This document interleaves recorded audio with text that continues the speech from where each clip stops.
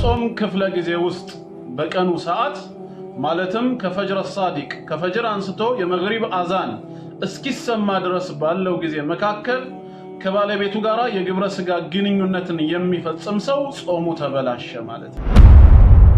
ግብረ ስጋ ግንኙነት ጾምን ያበላሻል ካለን ሚስትን ማቀፍ፣ መጨበጥ፣ መሶም፣ መሳምስ በጾም ቀን ውስጥ በጾሙ ክፍለ ጊዜ ሰውየው ባለቤቱን ቢጨብጣት፣ ባለቤቱን ቢስማት፣ ባለቤቱን ቢያቅፋት ግለሰቡ ሳይተኛ በንቃተ ህሊናው እያለ እንዲሁም ደግሞ በድንገት ሳይሆን ሆን ብሎና አስቦ ብልቱን እያሻሸ ወይንም ቅባት እየቀባ ወይንም ደግሞ በሌላ መንገድ የዘር ፈሳሽን ከብልት በኩል እንዲወጣ ካደረገ ስሜቱን ተወጣ ማለት ነው።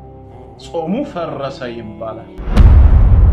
ሆን ብሎ ጣቱን ወደ ጉሮሮው በመላክ ወይንም ሊያስታውከው የሚችል መጥፎ ጠረንን ሂዶ በማሽተት ሆን ብሎ ከሆዱ ምግብ እንዲወጣ ያደረገ አውቆ ያስታወከ ጾሙ ይበላሻል።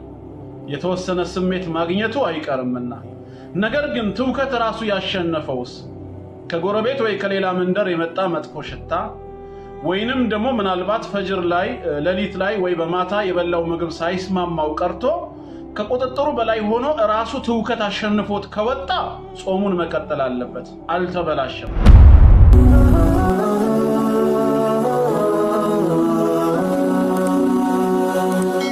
ሰብስክራይብ በማድረግ ቤተሰብ ይሁኑ።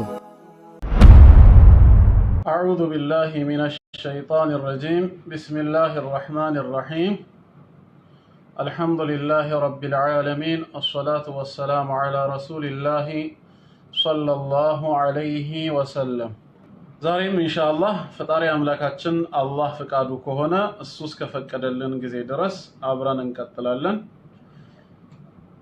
ስለ ሸህሩ ረመዳን ስለ ረመዳን ወር ምንነትና ስለ ጾም ህግጋት ነው እያየን ያለነው።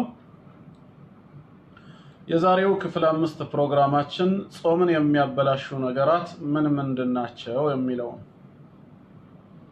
ጾማችን አላህ ዘንድ ተቀባይነት እንዲኖረው ለፍቶ መና ከመሆን እንጠነቀቅ ዘንድ ጾምን የሚያበላሹ ነገራትን ማወቅ አለብን። ሁሌም በየአመቱ ኡስታዞቻችን፣ ዳዒዎቻችን፣ ሸይኾቻችን ያስተምሩናል። ያንኑ ትምህርት ነው የሚደገመው። ወዘክር ፈኢነ ዚክራ ተንፈዑል ሙእሚኒን፣ አስታውስ ማስታወስ ሙእሚኖችን ይጠቅማል ስለሚል የረሳን ለማስታወስ ነው። ሁለተኛ ደግሞ አዲስ ዕውቀትም የሚገበይ ይኖራል። ወደ ዲነል ኢስላም የሚመጡ ወንድሞችና እህቶች ስለ ህግጋቱ አውቀው እንዲጾሙ ነው።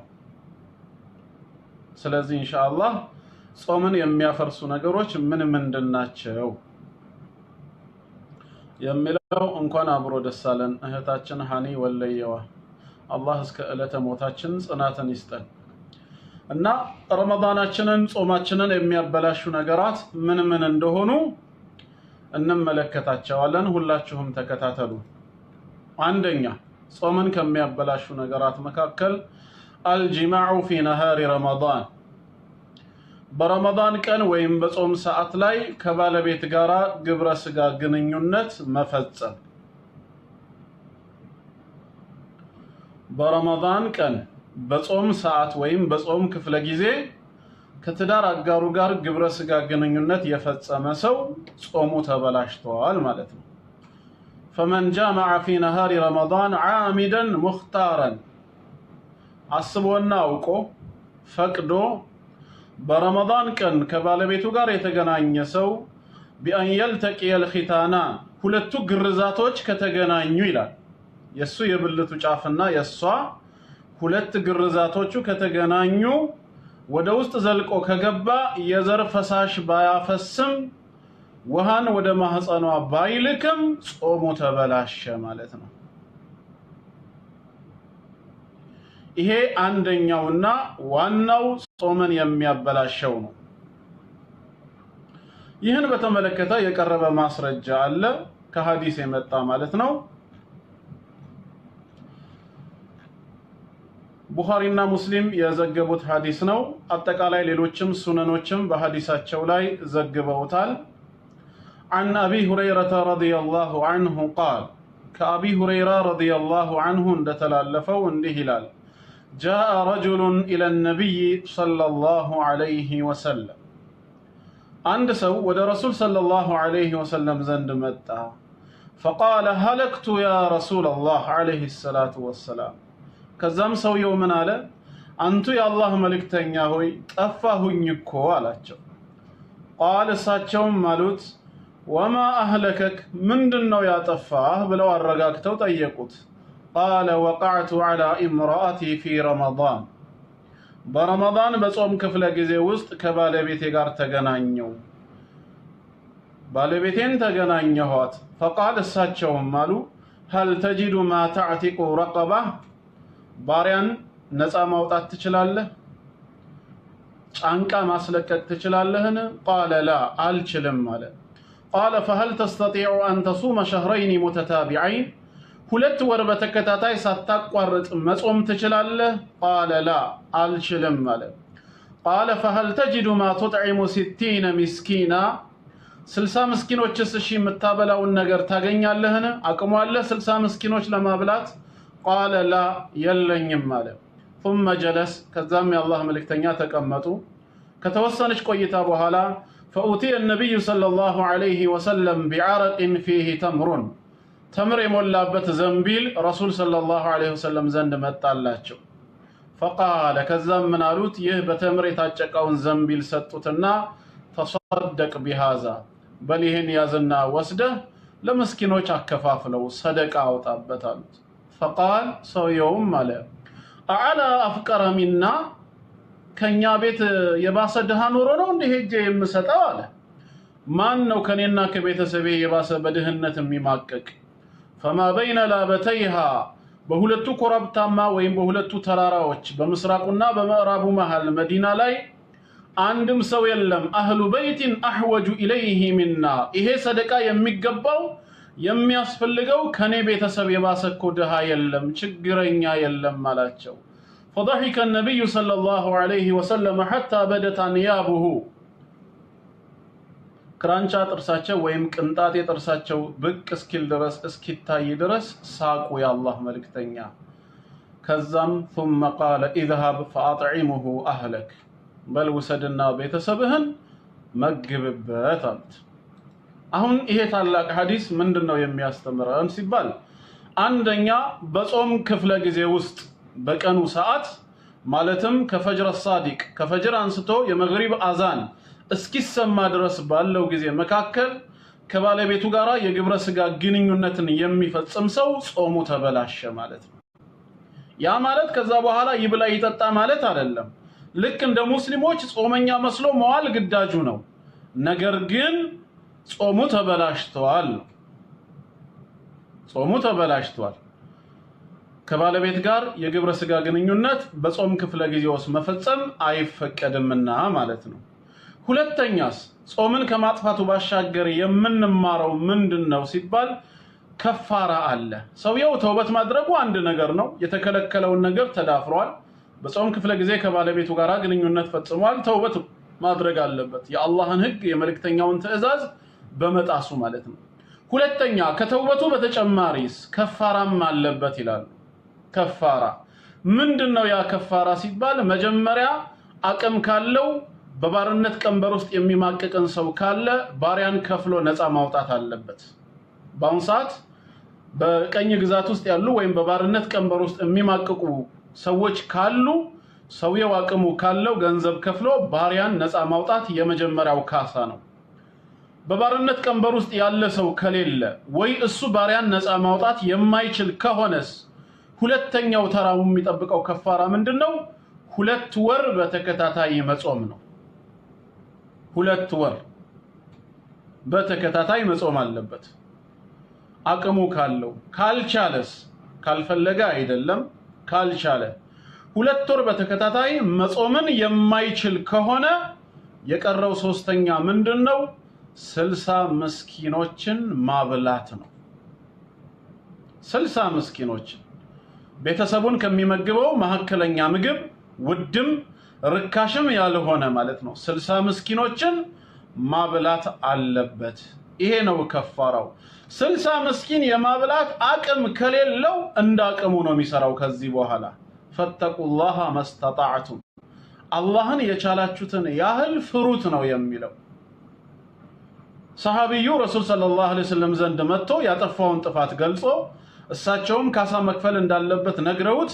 ከ1 እስከ 3 ተርቲቡን ሲነግሩት ሶስቱንም እንደማይችል ዘረዘረላቸው መጨረሻ ላይ በዘንቢል የተሞላውን ተምር ሂድና አድል ሲሉት ከኔ ቤተሰብ የባሰ ማን ችግረኛ አለ ሲል በል ቤተሰብህን መግባሉት ከአቅም በላይ አይጠየቅም ማለት ነው ስለዚህም በረመዳን ቀን ከባለቤቱ ጋር ግብረ ስጋ ግንኙነት የፈጸመ ሰው ቅድሚያ ተውበት ሊገቡ ይገባቸዋል ሁለተኛ ደግሞ በተርቲቡ መሰረት ይሄንን ያደርጋል ማለት ነው ከፋራውን በተጨማሪ ሌሎች ዑለማዎች ሚሉት ምንድነው ግንኙነት የፈጸመበትንም ቀን በሌላ ቀን ውስጥ ሊጾመው ግድ ነው ይላሉ ቀዳ ያውጣበት ይላሉ ሁለት ወር የሚጾመው ለዛኛው ቀዳ ሳይሆን ከፋራ ነው የሚሉት ከፋራ ካሳ ነው የሁለት ወር ጾሙ ከባለቤቱ ጋር ይሄን ግንኙነት በመፈጸም ጾሙን ያፈረሰበትን ቀን ግን ከሌላ ጊዜ ላይ አሁንም እንደ ቀዳ ማውጣት አለበት ከፋራው ላይ እንዳለ ነው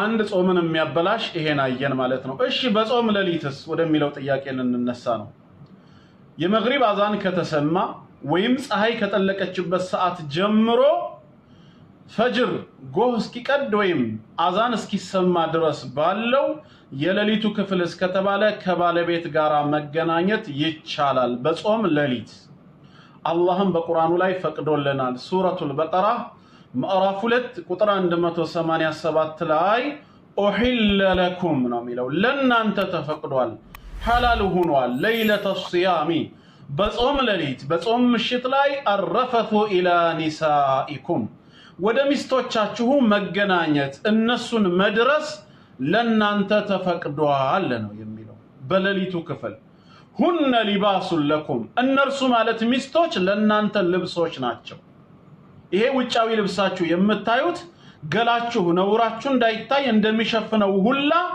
የስሜት ነውራችንንም የምንሸፍነው የምናበርደው በትዳር አጋሮቻችን ናቸው እነሱ ልብሶቻችሁ ናቸው ወአንቱም ሊባሱሁነ ሊባሱን ለኩም ወአንቱም ሊባሱን ለሁነ እናንተም ለነሱ ልብሶች ናችሁ ስለዚህም ነፍሳችሁን እንደምትጎዱ አላህ ያውቃልና አዘኘላችኋለሁ ፈቅጄላችኋለሁ ነው የሚለው علم الله أنكم كنتم تختانون أنفسكم ነው የሚለው ራሳችንን በዚህ በስሜት ምክንያት እንደምንጎዳ ጌታችን እኔ ያውቃለሁ فتاب عليكم ስለዚህ ተመልሼላችኋለሁ ለናንተ እዝነቴን ገልጫለሁና وعفى عنكم በይቅርታ አልፌያችኋለሁና ተችላላችሁ በጾም ሌሊት ከሚስቶቻችሁ ጋር መገናኘት فالآن باشروهن ስለዚህ አሁን ተገናኟቸው እነሱ وابتغوا ما كتب الله لكم اللهم ለናንተ የጻፈላችሁን ልጅ ፈልጉ ልጅን ይረዝቃችሁ ዘንድ ነው የሚለው ከዚህ በመነሳት በጾም ሌሊት ውስጥ ከትዳር አጋር ጋራ መገናኘት ይቻላል ማለት ነው ኢዕቲካፍ ያደረገ ሰው ብቻ ሲቀር ኢዕቲካፍ ያደረገ ሰው ኢዕቲካፍ ላይ ያለ ከባለቤቱ ጋር መገናኘት አይችልም ولا تباشروهن وانتم عاكفون في المساجد በመስጊዶች ውስጥ እናንተ ኢዕቲካፍ ያደረጋችሁ ሆናችሁ አትገናኙአቸው ብሏል ከዛ ውጪ በጾም ሌሊት ወይም በኢፍጣር ወቅቶች ላይ መገናኘት ይቻላል ከፈለገም በባለቤቱ አፍጥርን መጀመር ይችላል ሱናው በተምርም በሩጠባት ቢሆንም ማለት ነው ግልጽ እንዲሆንላችሁ ነው ወንድምና እህቶች እዚህ ጋር ተያይዞ የሚነሳ ነጥብ አለ ግብረ ስጋ ግንኙነት ጾምን ያበላሻል ካለን ሚስትን ማቀፍ መጨበጥ መሳምስ ምንም ችግር የለው በጾም ቀን ውስጥ በጾሙ ክፍለ ጊዜ ሰውየው ባለቤቱን ቢጨብጣት ባለቤቱን ቢስማት ባለቤቱን ቢያቅፋት ይችላል ረመዳን ነው ጾም ነው ተብሎ አትንኪኝ ወይ ማልስምሽም አልጨብጥሽም የሚባል ነገር የለም ዋናው ነገር ይሄን ፈትዋ የምትሰጠው አንተ ራስህ ነህ ስትስማት ባለቤትህን ስታቅፋት ወይንም ደግሞ በብብትህ ስታስገባት ስሜትህን መቆጣጠር ትችላለህ ወይስ አትችልም ነው አንተ ነህ የምታቀው ራስህን ላ ስሜቴን አልችልም በዚህ ሰበብ የዘር ፈሳሽ ሊወጣኝ ይችላል ተገድጄም ግንኙነት ልፈጽም እችላለሁ የምትል ሰው ከሆነ ራስህን ከዚህ ነገር ማራቅ አለብህ። አይ ስሜቴን መቆጣጠር እችላለሁ፣ ብጨብጣትም ባቅፋትም ብስማትም ወደ መጨረሻው እርምጃ አይወስደኝም የምትል ከሆነስ እሷን መጨበጡም መሳሙም ማቀፉም ተፈቅዷል ነው። ይህንን የሚመለከቱ ማስረጃዎች አሉ። እናታችን አይሻ ረዲየላሁ ዐንሃ ስትናገር ምን ትላለች? ቃለት እንዲህ አለች፣ ካነ ነቢዩ ሰለላሁ ዐለይሂ ወሰለም ዩቀብሉ ወዩባሽሩ ወሁወ ሳኢም። የአላህ መልእክተኛ ጾመኛ ሆነው ሳለ ባለቤቶቻቸውን ይስሙ ያቅፉ ነበር። ወካነ አምለኩኩም ሊኢርቢሂ፣ ታዲያ ስሜታቸውን በመቆጣጠር በኩል ከሁላችሁም የተሻሉ ነበሩ። ይሄ ማቀፋቸው የትዳር አጋሮቻቸውን መሳማቸው ወደ መጨረሻው እርምጃ ወደ ግብረ ስጋ ግንኙነት አይገፋፋቸውም ነበር። ስለዚህ ጾመኛ በሆኑበት ጊዜ የትዳር አጋሮቻቸውን ያቅፉ ይስሙ ነበር ነው። ይህንንም ቡኻሪ ሙስሊም የዘገቡት ነው ማለት ነው። ለዛውም ኢማሙ ሙስሊም በሌላ ዘገባ ፊ ረመዳን ይላሉ፣ በረመዳን ጾም ላይ ነው የሚሉት። እንዲሁም በሌላ ዘገባ ምን ትላለች እናታችን አይሻ ረዲየላሁ ዐንሃ፣ ካነ ረሱሉላሂ ሰለላሁ ዐለይሂ ወሰለም ዩቀቢሉኒ ወሁወ ሳኢም፣ የአላህ መልእክተኛ ጾመኛ ሆነው ሳለ እኔን ይስሙኝ ነበር። ወአና ሳኢማ፣ እኔም ጾመኛ ነበርኩ፣ እሳቸውም ጾመኛ እኔም ጾመኛ ነኝ። በዚህ በጾም ክፍለ ጊዜ በቀኑ ሰዓት ይስሙኝ ነበር። የትዳር አጋርን በጾም ወቅት መጨበጥ፣ መሳም፣ ማቀፍ ይቻላል ማለት ነው፣ አልተከለከለም። ራስህን ለመከልከል አንተ ራስህን ፈትዋ መጠየቅ አለብህ። ለምን? ይሄን የተመለከተ አንድ ሐዲስ ስላለ ነው። ምንድነው እሱም? ሐዲሱ ግማሾች ያው ضعيف ነው የሚሉ አሉ። ከአቢ ሁረይራ ረዲየላሁ ዐንሁ የተላለፈ ሐዲስ ነው። አቡ ዳውድ ነው የዘገቡት። أن رجلا سأل النبي صلى الله عليه وسلم عن المباشرة للصائم، عند سوي የትዳር አጋርን በጾም ወቅት ላይ ስለመንካት ስለማቀፍ ገላዋን ስለመያዝ ጠየቀ። ፈረኸሰ ለሁ፣ ፈቀዱለት የአላህ መልእክተኛ። ወአታሁ አኸሩ፣ ሌላኛው መጣና ፈሰአለሁ፣ ይህን አይነት ጥያቄ ጠየቃቸው። ፈነሃሁ፣ ከለከሉት። ለመጀመሪያው ፈቀዱ፣ ያንኑ ጥያቄ ሁለተኛው ሰውዬ ሲያነሳላቸው ከለከሉት። ለምን? ፈኢዘ الذي رخص له شيخ፣ ፈቅደውለት የነበረው ትልቅ ሰውዬ ነበር፣ በእድሜ ገፋ ያለ ነው። የግንኙነትን ጣዕም ለብዙ ጊዜ ለምዷል ማለት ነው።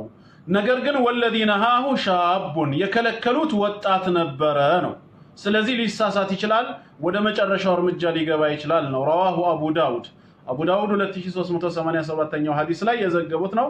ሐዲሱ ضعيف ነው ይላሉ። አላኩል ያህል ከዚህ በመነሳት አንተ ምንድነው የምታደርገው? የትዳር አጋርህን በጾም ቀን ውስጥ የምትነካት፣ የምታቅፋት፣ የምትስማት ከሆነ ይሄ ነገር የዘር ፈሳሽ እንዲወጣኝ ይዳርገኛል ወይ ወደ ግንኙነት ይወስደኛል ምትል ከሆነ ራስህን ማቀብ አለብህ ማለት ነው። መዳፈር አያስፈልግም።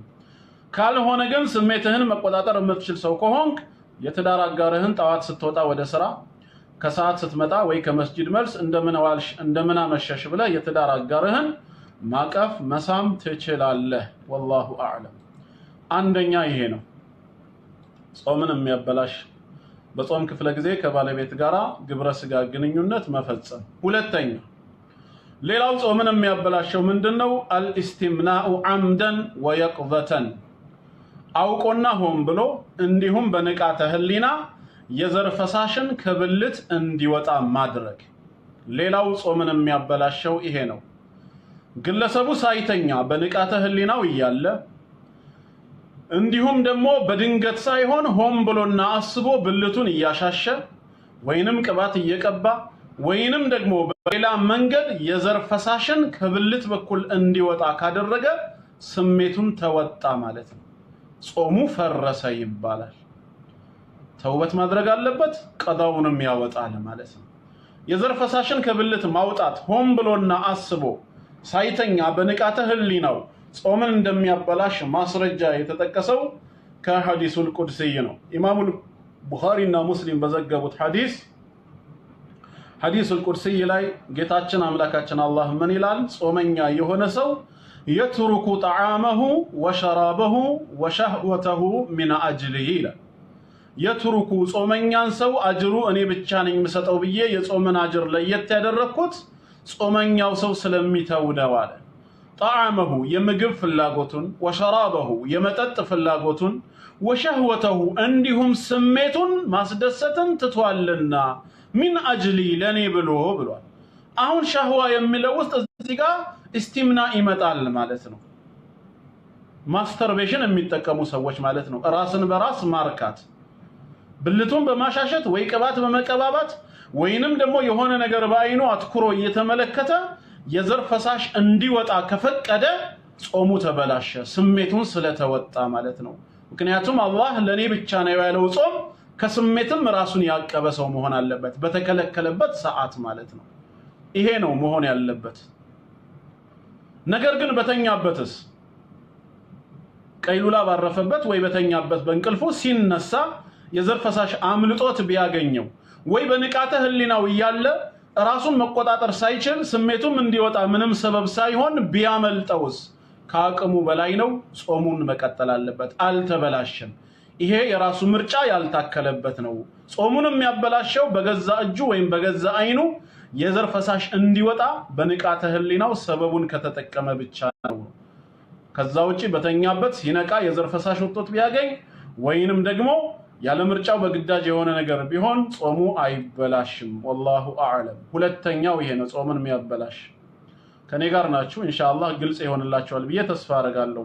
ሶስተኛ ሌላው ጾምን የሚያበላሽ አልአክሉ ወሽርቡ አምደን፣ ሆን ብሎ አውቆ አስታውሶ በጾም ክፍለ ጊዜ መብላት ወይም መጠጣት፣ መብላት ወይንም መጠጣት ያበላሻል። የተፈቀደልን በሌሊቱ ክፍለ ጊዜ ነው። ጾሙ በተባልነው ሰዓት ከበላን ወይ ከጠጣን ጾማችን ይበላሻል። ጌታችንም እንዳለው ወኩሉ ወሽረቡ ብሉ ጠጡ حتى يتبين لكم الخيط الأبيض ነጩ ክር ወይም የጎህ መቅደድ ንጋቱ من الخيط الأسود ከጥቁሩ ክር ወይም ከሌሊት ጨለማው ተለይቶ እስኪታያችሁ ጎህ እስኪቀድ ድረስ መብላት መጠጣት ትችላላችሁ። ብሉ ጠጡ من الفجر ከፈጅር የሆነው ጎህ ማለት ነው። ثم أتموا الصيام إلى الليل ከዛም እስከ ሌሊት ወይም እስከ ፀሐይ መጥለቅ የመግሪብ አዛን መሰማት ድረስ ጾማችሁን ቀጥሉ ሙሉ ብሏል። በእነዚህ ክፍለ ጊዜ በጾሙ ሰዓት ላይ ሆን ብሎ አውቆ መብላት አውቆ መጠጣት ጾምን ያበላሻል። የረሳስ ምን ይሁን? ቀኑ ረመዳን ነው፣ ጾመኛ መሆኑን ረሳ ወይ አንቺ ረሳሽ? በላ ጠጣ። ከበላና ከጠጣ በኋላ ወይንም እየበላና እየጠጣ ያለ ጾም መሆኑ ትዝ አለው። ምን ያደርግ ሲባል ጾመኛ ነው፣ ይቀጥል። ጾሙ አልተበላሸም። መርሳት በኃጢአት አያሲዝም። የሰው ልጅ ሊቆጣጠረው የሚችል ነገር አይደለም። አለመርሳትን ባህሪው ማድረግ አይችልም። ሰው ረሺ ነው። አላህ ደግሞ በረህመቱ በቸርነቱ በመርሳት የሚፈጸሙ ስህተቶችን ከኛ ላይ ይቅር ብሎናል። ረበና ላ ቱአኺዝና ኢን ነሲና አው አኽጣእና፣ ጌታችን ወይ ረስተን ወይም ተሳስተን በምንሰራው ነገር አትያዘን ብለን ዱዓ ስናደርግ ጌታችንም ቀድ ፈዓልቱ ብሏል። በእርግጥም አድርጌያለሁ አልይዛችሁም ብሏል በረህመቱ። ስለዚህ ረስተን በበላነውና በጠጣነው አንያዝምና ጾሙ መቀጠል አለበት። እየበላን እየጠጣን ራሱ ትዝ ካለንስ ወደ ሆድ የገባው በጉሮሮ በኩል አልፎ የገባው ገብቷል። አፍ ውስጥ ያለውና እጅ ውስጥ ያለውን ግን ማቆም አለብን ባስታወስን ሰዓት ወይም ሰው ባስታወሰን ጊዜ ማለት ነው። አፍ ውስጥና እጅ ላይ ያለው ይቀራል፣ ቀጣዩን እንጾማለን ማለት ነው። ረሱል አለይሂ ሰላቱ ወሰላም በዚህ ጉዳይ ላይ እንደዚህ ብለዋል ማለት ነው። ምንድነው ያሉት ነብያችን አለይሂ ሰላቱ ወሰላም?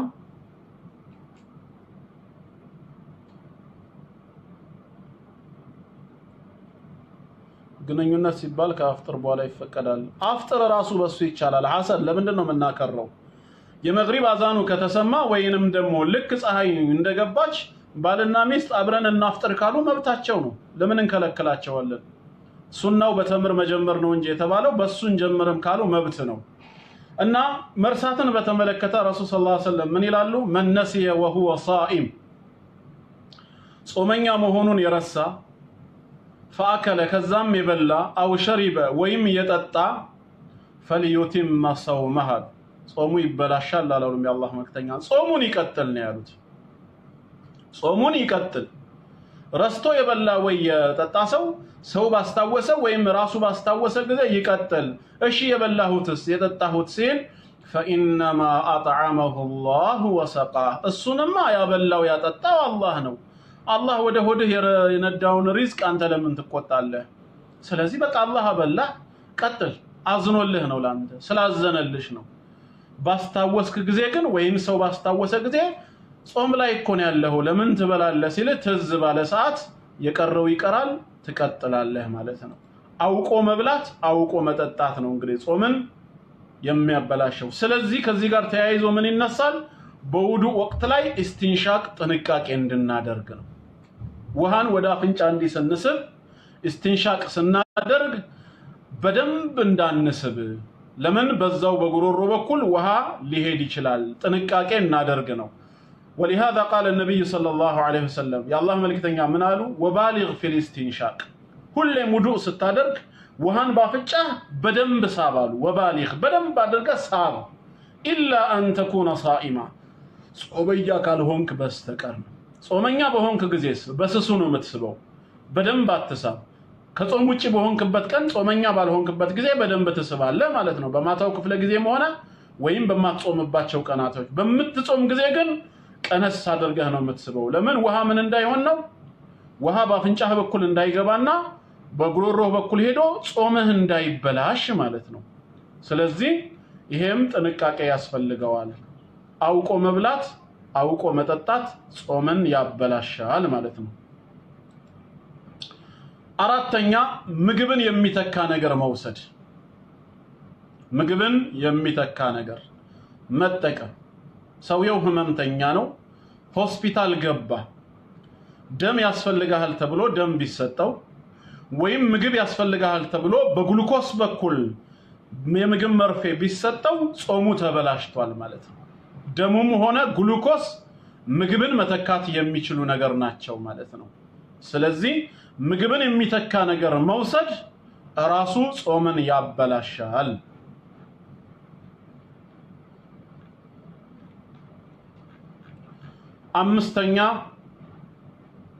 አምስተኛ التقيؤ عمدا አውቆ ማስታወክ ጾምን ያበላሻል አውቆ ማስታወክ ማለት ሆን ብሎ ጣቱን ወደ ጉሮሮ በመላክ ወይንም ሊያስታውከው የሚችል መጥፎ ጠረንን ሂዶ በማሽተት ሆን ብሎ ከሆዱ ምግብ እንዲወጣ ያደረገ አውቆ ያስታወከ ጾሙ ይበላሻል የተወሰነ ስሜት ማግኘቱ አይቀርምና ነገር ግን ትውከት ራሱ ያሸነፈውስ ከጎረቤት ወይ ከሌላ መንደር የመጣ መጥፎ ሽታ ወይንም ደግሞ ምናልባት ፈጅር ላይ ለሊት ላይ ወይ በማታ የበላው ምግብ ሳይስማማው ቀርቶ ከቁጥጥሩ በላይ ሆኖ ራሱ ትውከት አሸንፎት ከወጣ ጾሙን መቀጠል አለበት አልተበላሸም ራሱ ግን ጣቱን በመክተት ወይ መጥፎ ነገርን ፈልጎ ሄዶ በማሽተት እንዲያስታውክ ያደረገና የፈቀደ ሰው ግን ጾሙ ይበላሻል ይህንንም ረሱል ሰለላሁ ዐለይሂ ወሰለም ምን ይላሉ من ذرعه القيء ይላሉ ትውከት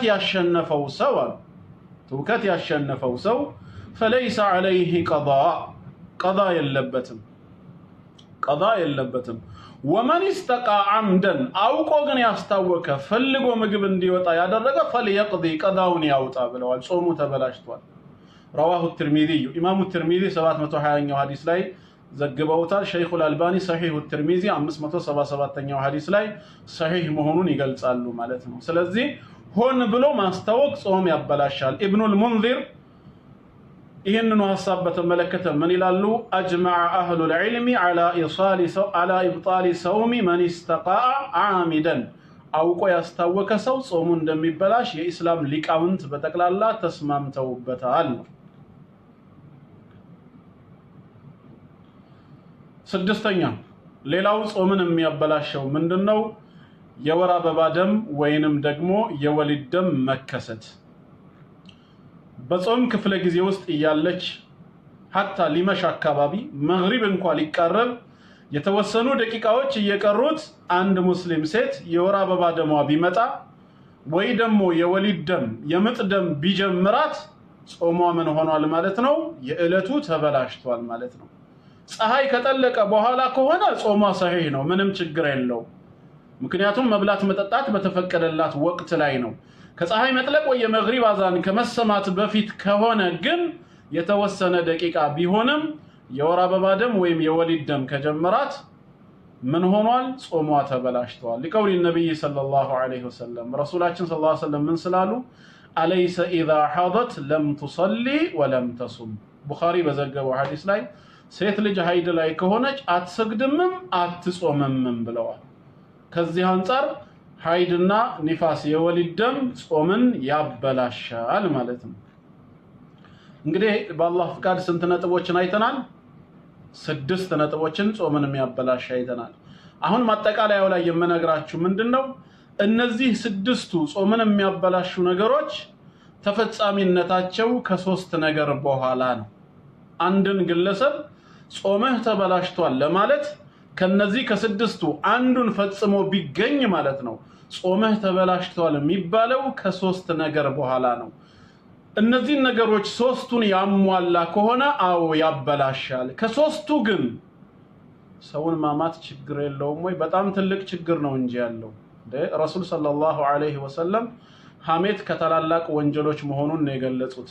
ጌታችን አላህ ደግሞ በቁርአን ላይ ሐሜትን የሚገልጸው ከሞተ ወንድምህ ሬሳ ላይ ስጋ ቆርጦ መብላት ነው ያለው።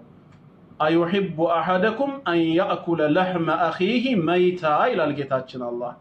ከናንተ አንዳችሁ የሞተውን የወንድሙን ስጋ ከሬሳው ላይ እየቆረጠ መብላትን ይወዳል እንደ ያለ ፈከሪህቱሙሃ ለራሱ መልስ ሲሰጥ ትጠሉታላችሁ አይደል? ሐሜትንም እንደዛው ጥሉት ነው ያለው። ሐሜት ማለት ከሬሳ ላይ ስጋ ቆርጦ መብላት ነው። ሐሜት ትልቅ ነው። እንደውም በትንሳኤው ዓለም በመጨረሻው የሰዎችን መልካም ስራ ከሚያበላሸው አንዱ እሱ ነው። ምክንያቱም የቂያም ቀን መልካም ስራዎቹ ከተራራ በላይ የሚከብዱለት ሰው በጌታው ፊት ይመጣና ስራው አመዝኖለት በአላህ ቸርነት ወደ ጀነት ሊገባ ሲል ከሳሾች ይመጣሉ። እኔን አምቶኛል፣ ሰድቦኛል፣ ስሜን አጥፍቷል የሚሉ በዛ በምድር እያለ ማለት ነው። ስለዚህ የሐሜቱ ማካካሻ የዛኔ ከመልካም ስራው ላይ ተወስዶ ለታሙ ሰዎች ነው የሚሰጠው። መጨረሻ ላይ ከሳሾች አያልቁም፣ የሱ መልካም ስራ ግን ያልቃል። ምን ይሆናል? ካማቸው ሰዎች ላይ ኃጢያታቸውን ይሸከምና ያንን ተሸክሞ ጀሃነም እሳት ይገባል ማለት ነው። ሐሜት ታላላቅ ከሚባሉ ኃጢያት ነው የሚመደበው። አላህ ይጠብቀን። በሐሜት የተፈተነም ሰው ባለቤቱን ይቅርታ ይጠይቅ፣ ወደ ጌታውም በተውበት ይመለስ። ችግር የለውም ሳይሆን ተደራራቢም ችግር ነው።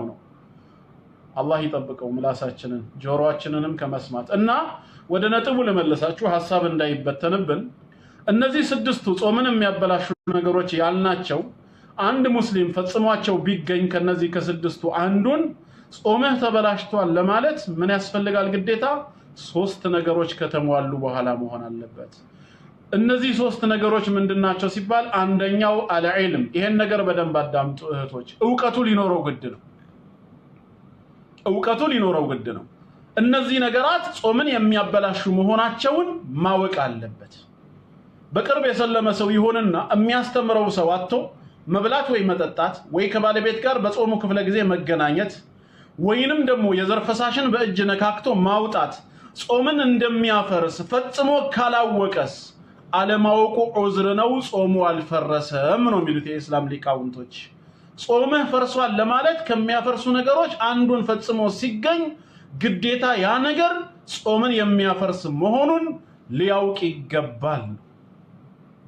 ይገባል። ዕውቀቱ ከሌለው ማዕዙር ነው ይላሉ ሼህ መሐመድ ቢን ሷሊህ አልዑሰይሚን ማለት ነው። ይሄ አንደኛ ነው። ምንድነው የሚሉት እሳቸው? አን የኩነ ዓሊመን ቢልሑክም الشرعي ሸሪዓዊ ፍርዱን የሚያውቅ መሆን አለበት። ወዓሊመን ቢልሓሊ አይ ቢልወቅት ወቅቱንም እንደዚሁ ማወቅ መቻል አለበት። فإن كان جاهلا بالحكم الشرعي أو بالوقت فصيامه صحيح ሸሪዓዊ ፍርዱን ካላወቀ ወይ ስለ ወቅቱ ግንዛቤ ከሌለው ጾሙ ሰሂህ ነው። ምን ማለት ነው? ለምሳሌ መግሪብ ላይ ፀሐይ የገባች መስሎታል። ፀሐይ ገባች ብሎ ሰውየው መብላት ይጀምራል። ኋላ ላይ ግን እንዳልገባች ቢረጋገጥስ ጾምህ አልተበላሸም፣ አላወቀምና ነው። ማወቅ መስፈርት ነው። ይሄ አንደኛው ነው። ሁለተኛው ደግሞ ሌላው ምንድነው? ከማወቅ ቀጥሎ ማለት ነው ሌላው ሁለተኛ ዑዝር ያለው الذكر ማስታወስ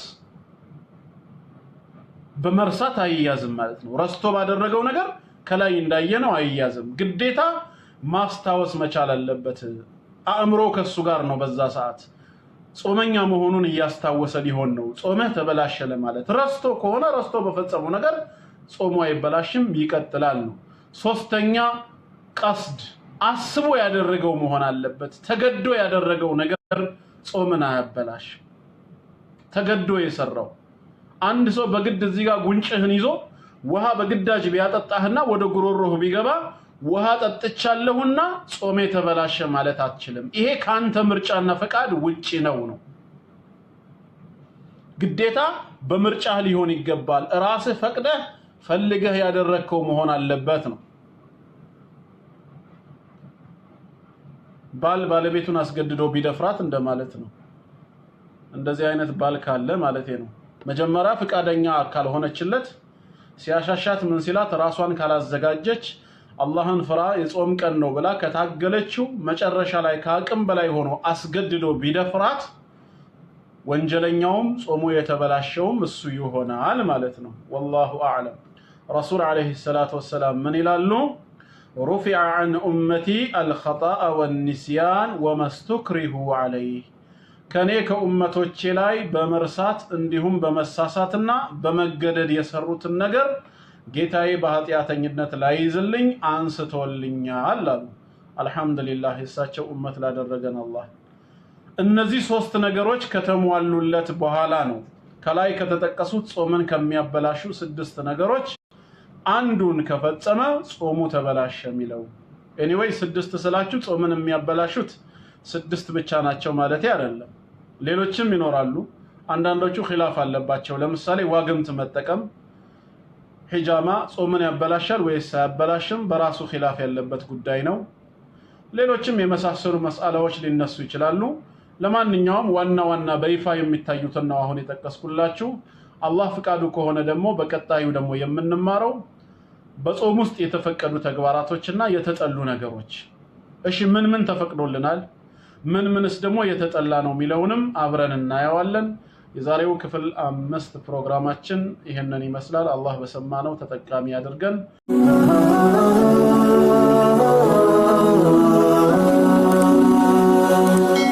ሰብስክራይብ በማድረግ ቤተሰብ ይሁኑ